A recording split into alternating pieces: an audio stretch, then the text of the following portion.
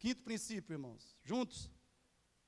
Liderança masculina é a responsabilidade pela comunicação eficaz para a conciliação no casamento. Comunicação eficaz é responsabilidade de quem? De quem, irmãos? Do marido. Liderança masculina é a responsabilidade por comunicação eficaz para a conciliação no casamento e família. Provérbios 18, 21 diz o quê? Leia comigo. A morte e a vida estão no poder da língua. O que bem a utiliza, come do seu fruto. Irmãos, a comunicação é o oxigênio e a respiração de um casamento.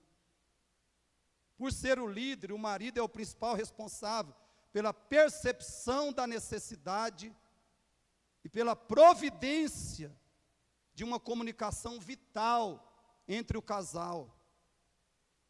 Ele deve perceber a necessidade do diálogo que ele precisa ter com a esposa sobre determinada questão ou questões.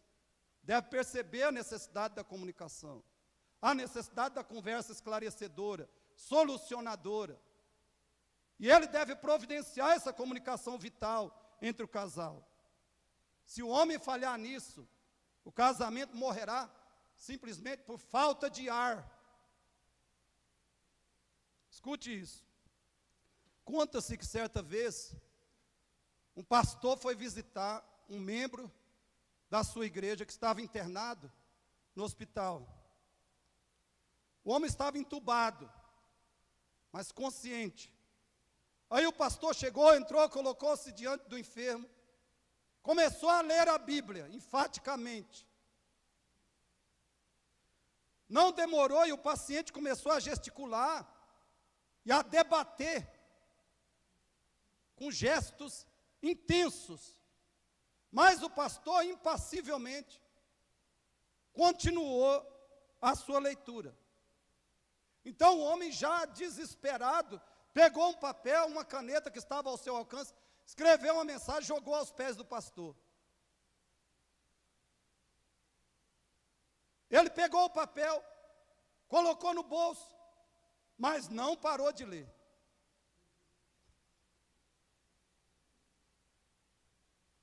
O paciente foi ficando cada vez mais ofegante, com dificuldades de respirar. Quando o pastor terminou a leitura, o homem também tinha terminado sua vida nesse mundo. O homem estava morto. Então, no funeral, o pastor fez um sermão regado à emoção, confortou muita família. Mas quando ele voltava para casa, ele se lembrou do bilhete que o homem havia lhe dado no hospital. Sacou o papel do bolso e ficou estarrecido. Eis o que estava escrito: pastor, o senhor está pisando em cima da mangueira do meu oxigênio. Eu não estou conseguindo respirar.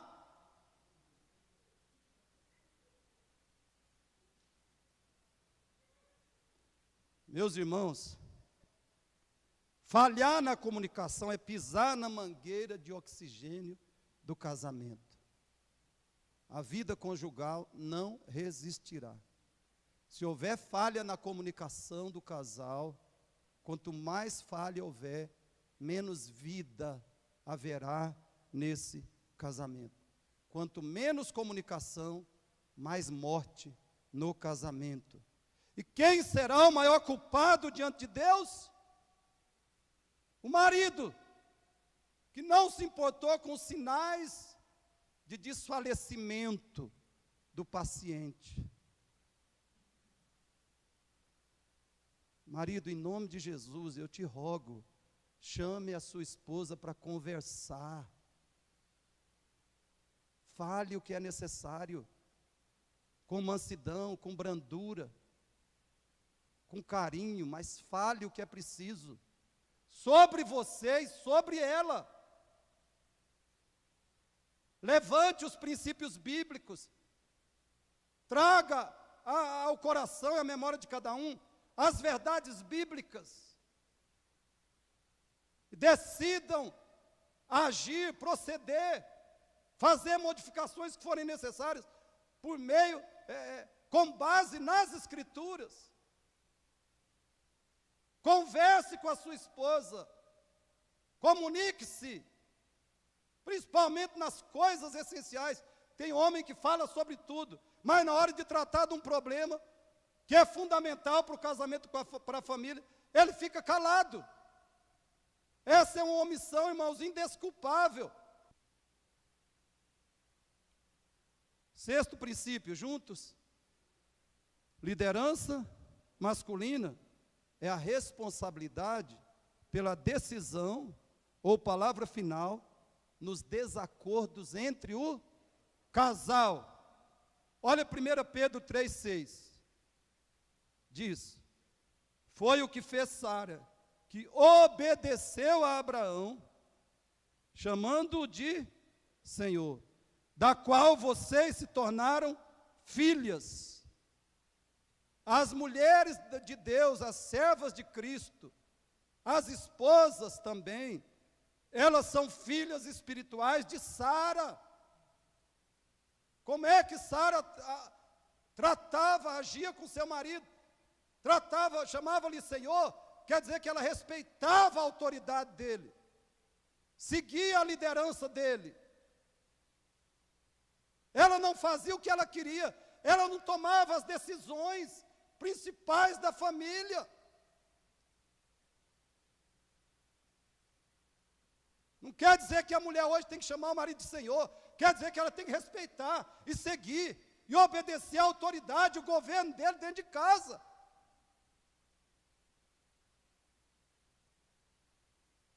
Praticando o bem, da qual vocês se tornaram filhos, praticando o bem e não temendo perturbação alguma. Isso é uma mulher espiritual, é uma mulher bíblica. Hoje, não poucas esposas tomam as decisões principais sobre a família. Elas decidem sobre o uso do dinheiro. Olha o que acontece hoje, nos lares, chamados cristãos. As mulheres tomam as decisões principais. Elas decidem sobre o uso do dinheiro, a disciplina ou indisciplina dos filhos. Elas decidem como é que vai disciplinar, se vai, se não vai. Elas decidem sobre o estudo, a escola dos filhos, a participação da família na igreja, a troca dos móveis da casa.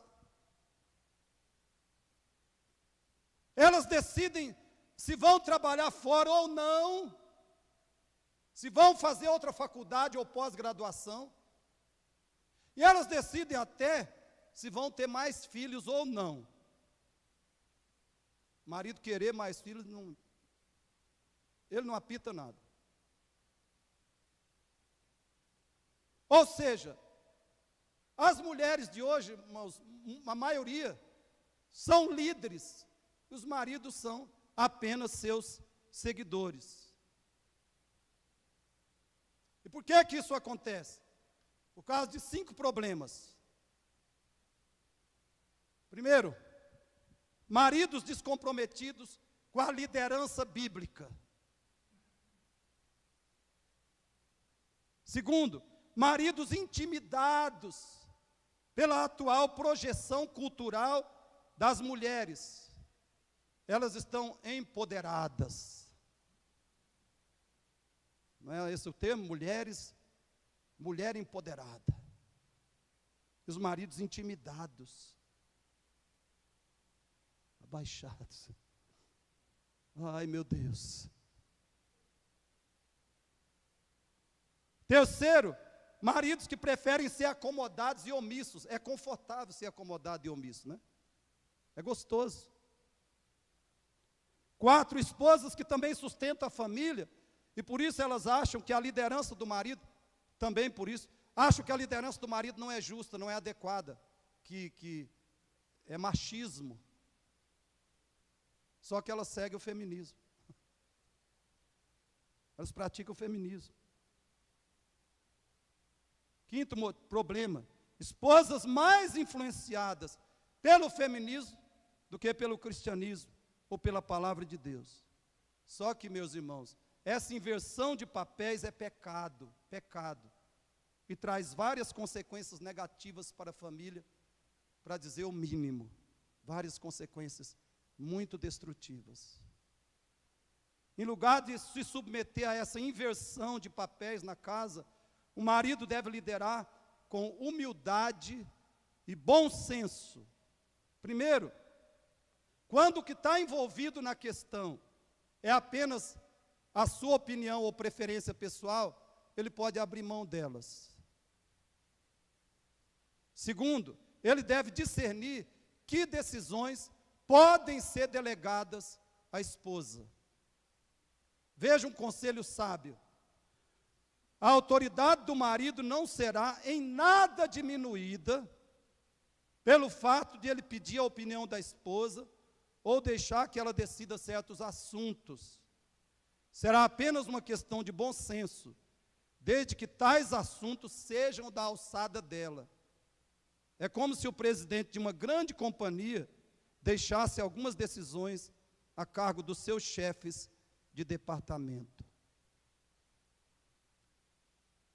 Queridos, lembrem, esse é o princípio bíblico. Decisões principais da família devem ser tomadas pelo marido. Se houver consenso entre ele e a esposa, melhor. Melhor. Mas se não houver, ele tem que tomar a decisão, ele tem que dar a palavra final e tem que acontecer o que ele decide. É assim que a família tem que funcionar. Para que Deus seja glorificado e haja paz e harmonia no lar. Paz, bênção de Deus no lar. Sétimo princípio, liderança masculina é a responsabilidade de conceder realização sexual à esposa. Responsabilidade de quê? De conceder realização sexual à esposa. 1 Coríntios 7,3. O marido conceda à esposa o que lhe é devido. Esse texto está falando especificamente de relação sexual no casamento. O marido conceda à esposa o que lhe é devido. E também, semelhantemente, a esposa ao seu marido. Esse é um aspecto, irmãos, da função do marido como líder provedor. Eu te pergunto, você está provendo a sua esposa? Na relação sexual, o marido deve fazer a esposa se sentir amada, valorizada, especial.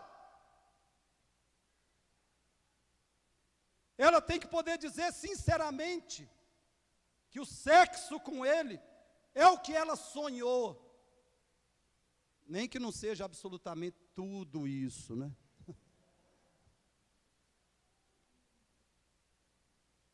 Por incrível que pareça, há maridos que não suprem sexualmente as suas esposas. E alguns cometem essa omissão por causa do vício no videogame. E outros vícios. Maridos, eu conheço casos, e são muitos. Maridos que ficam até 3, 4 horas da manhã no videogame. E a mulher desamparada, necessitada sexualmente. Mas esses maridos que não suprem a esposa por causa de vício no videogame e outros vícios, esses são puramente incrédulos. Eles podem até dizer que são cristãos, mas se dizem isso é porque são hipócritas e safados. Hipócritas e safados. Não são cristãos. Oitavo princípio, irmãos. Juntos. Liderança masculina é a prontidão em disciplinar os filhos e torná-los cheios de respeito e admiração pela mãe. Provérbios 31, 28, 29 diz o quê? Levantam-se seus filhos e lhe chamam ditosa. Olha o que os filhos fazem com a mãe. Lhe chamam ditosa, abençoada, bem-aventurada, super feliz. Seu marido a louva dizendo: muitas mulheres procedem virtuosamente, mas tu a todas sobrepujas. Irmãos, quando o casal está junto aos filhos, e um deles necessita de alguma correção, algum tipo de correção, quem deve corrigir? Quem deve corrigir? Está ali a mãe e o pai, e o filho precisa de disciplina. Naquele momento, quem deve corrigir? Ou mesmo quando chegar em casa, se for fora de casa, quem deve disciplinar? E isso é o dever primário do governante do lar. Ouça isso. Na presença do marido, nenhuma mulher deveria tomar a iniciativa de disciplinar uma criança desobediente, enquanto seu marido fica despreocupado, como se nada estivesse acontecendo. Mas, irmãos, o que mais se vê hoje é isso. Homens que não corrigem, não disciplinam os filhos, que delegam isso para a esposa.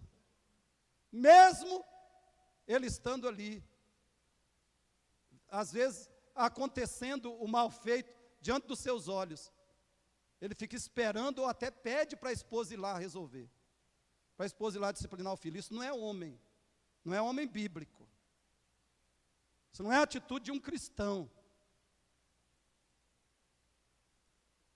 Além disso, o homem deve se esforçar para que os filhos não apenas respeitem, mas admirem a mãe.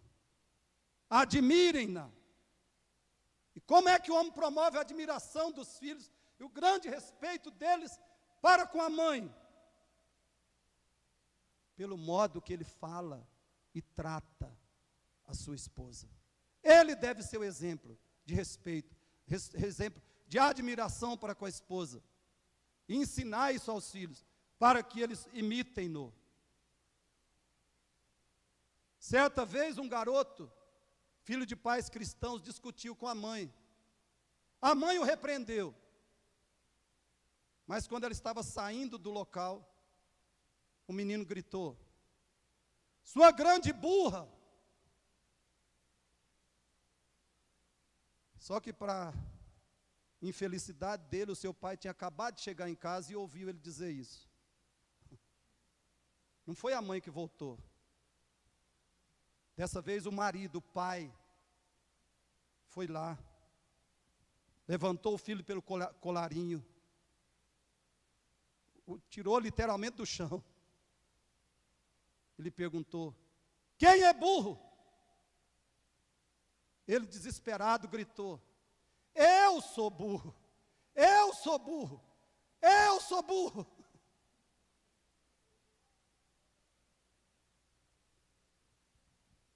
Aquele garoto cresceu e se tornou pastor. Lembrando dessa experiência, ele declarou: nunca mais esqueci da lição daquele dia. Se eu desrespeitasse mamãe, sofreria as consequências da ira do meu pai. Sofreria as consequências da ira do meu pai. Quantos filhos podem falar isso hoje?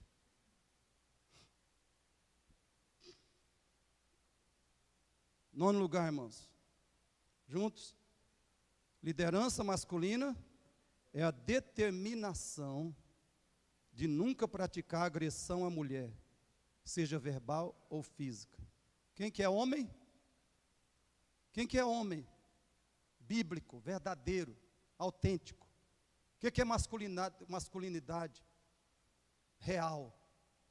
É nunca praticar agressão à mulher, seja verbal ou física. Olha Colossenses 3,19, leia comigo. Maridos, amai vossa esposa, e não a trateis com amargura. Com amargura. A palavra amargura, irmãos, aqui no grego, significa grosseria, rispidez, aspereza, falta de educação. Um verdadeiro líder do lar trata a esposa verbal e fisicamente, melhor do que trata qualquer outra pessoa. Marido verdadeiro, homem verdadeiro, trata a esposa, física e verbalmente, melhor do que trata qualquer outra pessoa. Ele trata bem os amigos, os estranhos, sim. Mas, para com a esposa, ele deve ter uma gentileza especial, uma mansidão especial, uma paciência especial. Gritos, ameaças, depreciações verbais, violência física contra a mulher são inconcebíveis na verdadeira masculinidade. Tem homem que se diz crente, né? Tem homem que se diz crente, mas a esposa tem que fazer boletim de ocorrência contra ele. É outro hipócrita, outro safado, com o nome de servo de Deus.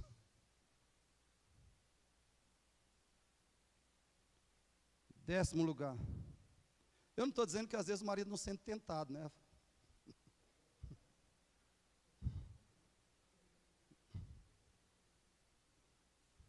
Estou dizendo que não sente a tentação, né?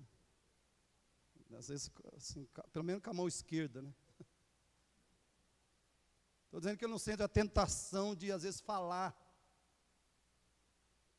Mas ele vive no Espírito. Ele vive no controle do Espírito. Não vive na carne. Ser marido cristão.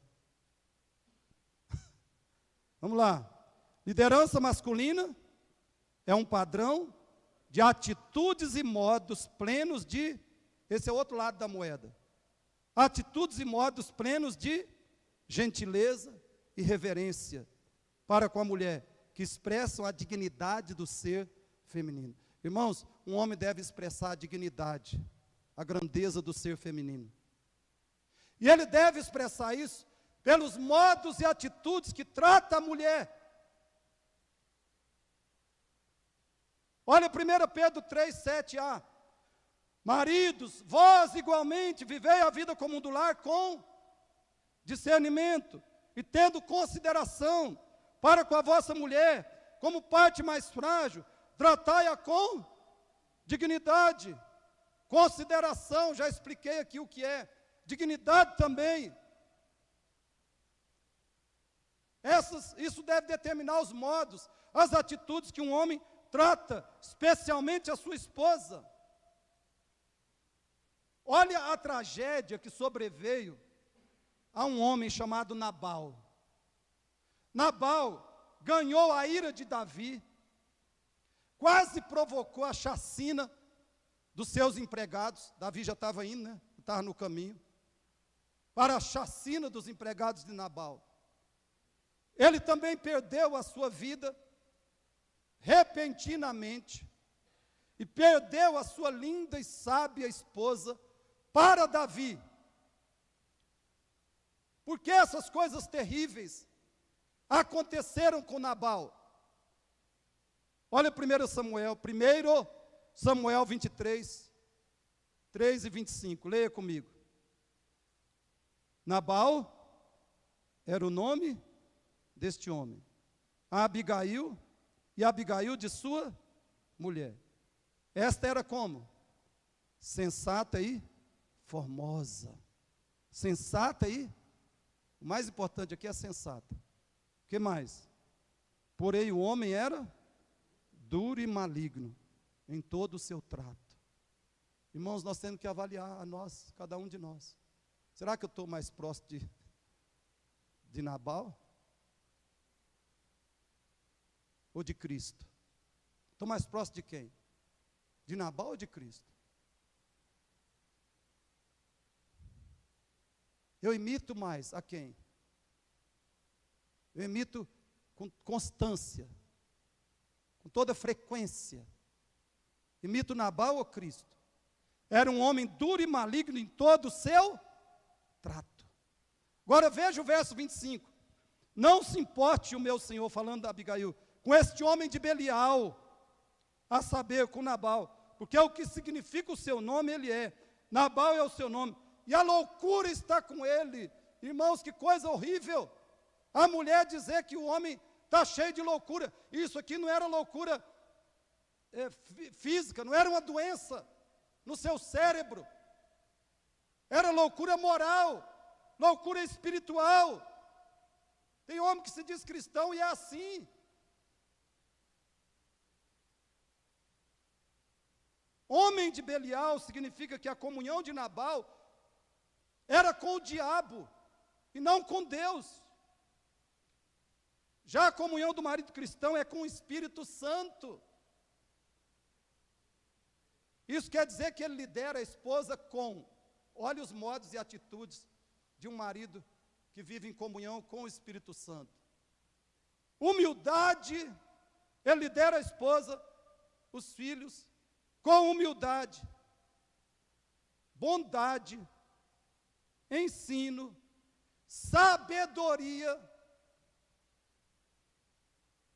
determinação, firmeza bíblica, espiritual, respeito, compaixão, reconhecimento, gratidão, paciência e assim por diante. Esses são os modos, são atitudes de um homem de Deus com a sua esposa e com seus filhos. Lembre disso, Nabal foi uma tragédia como líder da família. A história do marido cristão deve ser totalmente o contrário. Totalmente o contrário. 11.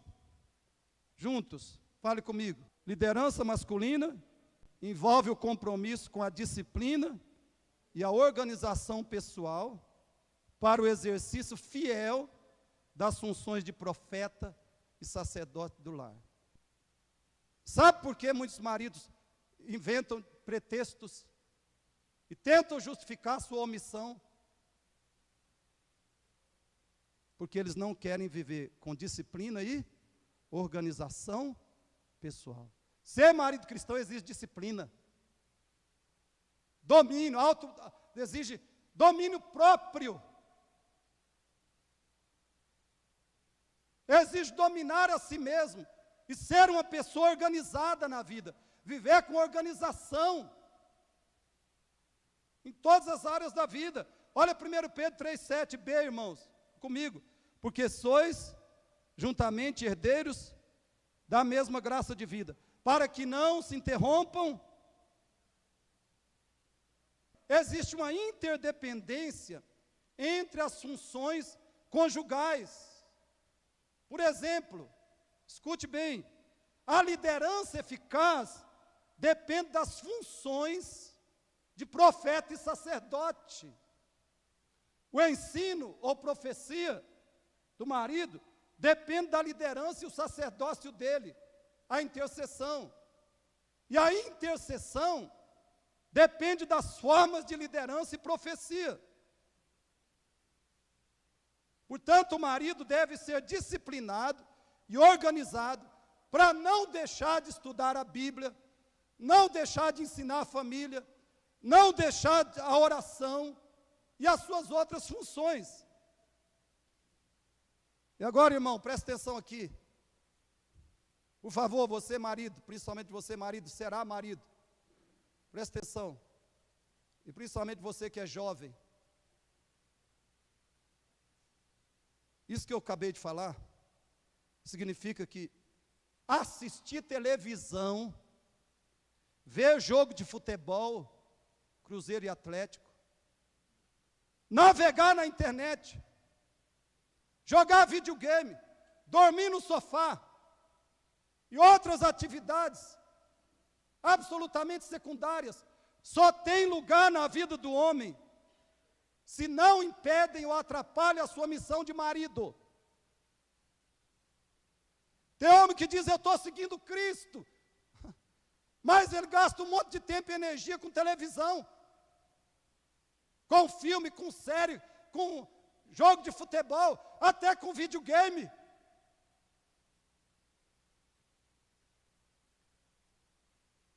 Olha, querido, você está muitíssimo enganado. E tem homem que pensa que não, que ele está bem com Deus, mesmo vivendo de modo indisciplinado, desorganizado, colocando coisas secundárias, supérfluas, em lugar das coisas principais no seu coração e vida.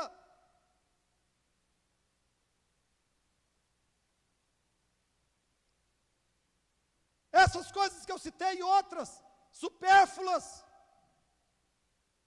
só pode ter lugar na vida de um homem cristão, principalmente de um marido, se elas não impedem e atrapalham a sua missão de marido, e também se elas não são, de alguma forma, em si mesmas pecaminosas. Por exemplo, se o marido falhar, se ele falhar na liderança bíblica, ele será ineficaz na intercessão pela família. Pedro deixa isso claro quando ele diz: tratem suas esposas de forma espiritual, para que não se interrompam as vossas orações. A melhor explicação que eu já vi desse texto é a seguinte, escute aí. É possível que os sentimentos e o amor próprio da esposa tenham sido feridos pelo marido. E ela carrega no íntimo essa mágoa secreta que não ousa revelar a ninguém. Mas eu já ouvi várias vezes isso. Mulheres magoadas e feridas por causa das omissões dos seus maridos. Existe, porém, um juiz que está acima de todos e se interessa por sua tristeza e defende a sua causa. Quando lhe sobrevém um problema, ou nos momentos de meditação, o marido busca a Deus em oração. E é então que Deus o leva a perceber como ele tem agido para com a esposa. Tratou-a mal, magoou-a, então a sua oração não pode alcançar os céus. É quando o esposo se dá conta de que os céus estão fechados para ele. Suas palavras, como que caem no vazio, morrem ao chegar aos seus lábios. Há algo entre ele e Deus, que impede o seu acesso ao trono da graça. A mágoa que ele causou, a negligência que ele cometeu para com a sua esposa. Não poderá reconciliar-se com Deus antes que com mansidão e sacrifício pessoal se reconcilie com a esposa. Maridos que magoam a esposa, maridos negligentes com esposas e casamentos, irmãos, não podem orar. A oração é inútil. Há uma interdependência entre as funções conjugais. E por último, fale comigo. Liderança masculina envolve a disposição resoluta de fazer qualquer sacrifício para a devida provisão e proteção da esposa. Isso nos leva de volta às funções conjugais. Se o marido negligenciar a provisão e a proteção, ele está falhando na liderança e vice-versa. John Piper diz assim, o homem deve sentir uma responsabilidade benevolente de prover sustento para a sua família. Quando não há pão à mesa, o homem é quem mais deve sentir a pressão de fazer algo para colocá-lo ali. Isso não significa que sua esposa não possa ajudar, mas o homem deve sentir sua masculinidade comprometida se ele, por indolência, descuido ou falta de disciplina, se torna dependente do salário da esposa. Meus irmãos, só há liderança verdadeira quando o líder cumpre suas responsabilidades de suprir e proteger. O governo legítimo é também aquele que provê e protege, conforme as suas atribuições. Agora veja por que eu falei que não há justificativa para o nosso desânimo, nem para os nossos pretextos como maridos, e nem como esposas. Fale comigo essa conclusão, se você puder.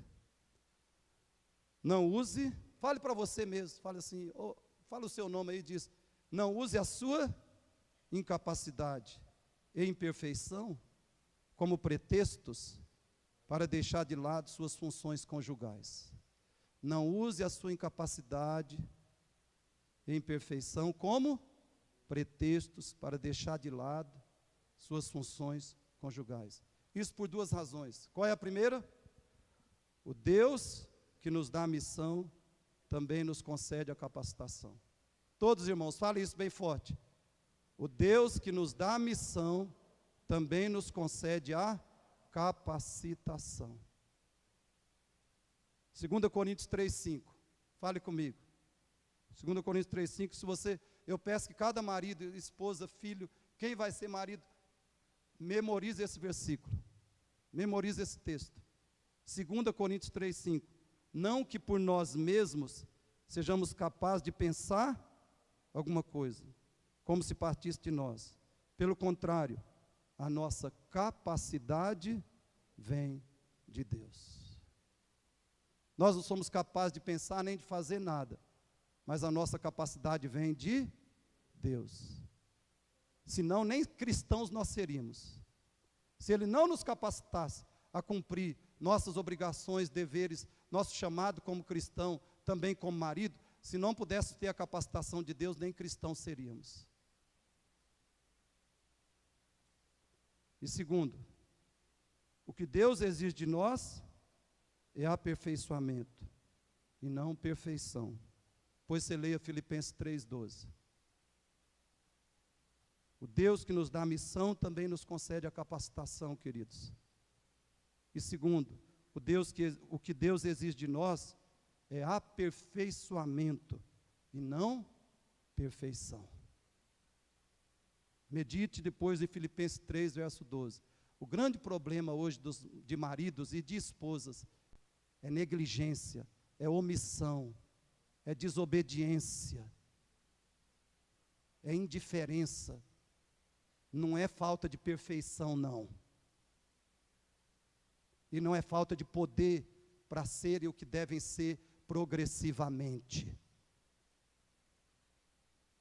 Então vamos abandonar, queridos, o desânimo, vamos abandonar os pretextos, em nome de Jesus, e vamos crescer no nosso chamado.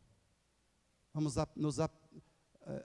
progredir, avançar, melhorar no nosso chamado.